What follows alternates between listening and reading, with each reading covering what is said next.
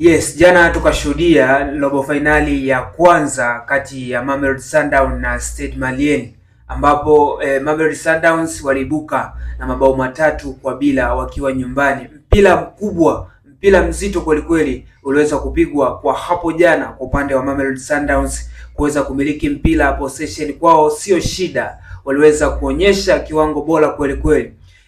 Mabeki wa ulinzi wa timu hiyo ya Mamelodi Sundowns namzungumzia Modiba pamoja na Koriso Mudau walikuwa na uhatari mkubwa kweli kweli, bila kumsahau Adams kwenye eneo la kiungo, Nuno Santos eneo la ushambuliaji kama deep playmaker alikuwa na uhatari kweli kweli, bila kumsahau eneo la chini Teboho Mokoena walikuwa ni wachezaji ambao wako moto kweli kweli. Arthur Sels ambaye alikuwa anacheza kama namba 9 na alikuwa na moto kweli kweli. Ukiangalia mchezo huo kwa hapo jana ulikuwa umebezi upande mmoja, Mamelodi Sundowns wakiwapelekea moto kweli kweli Stade Malien ambao waliongoza kundi ambalo hatua ya makundi zidi ya kundi moja na Simba, lakini moto umeweza kuwakuta Stade Malien kwa hapo jana.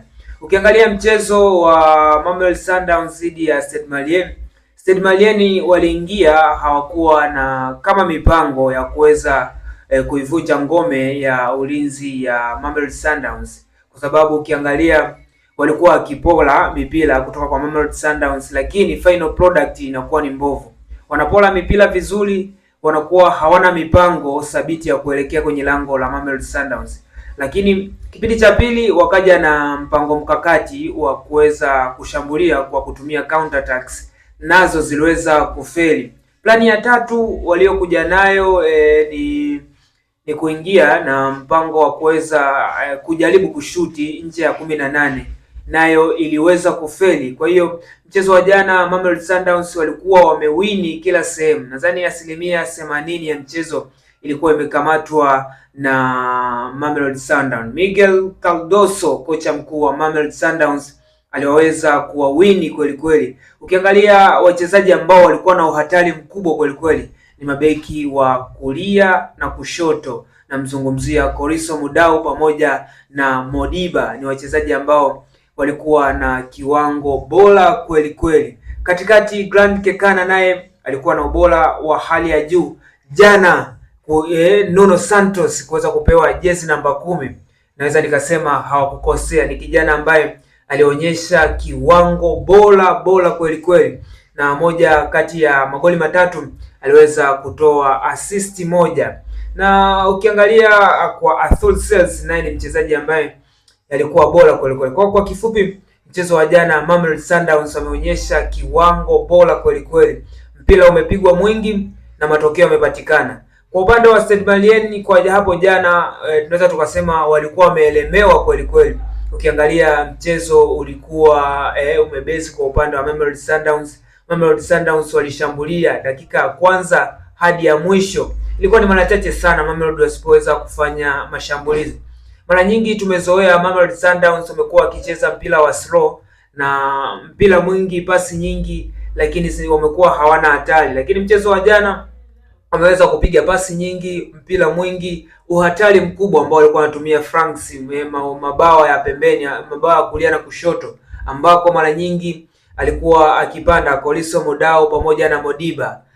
Arthur Sels pamoja na Adams wanaingia kwenye eneo la katikati mwa uwanja.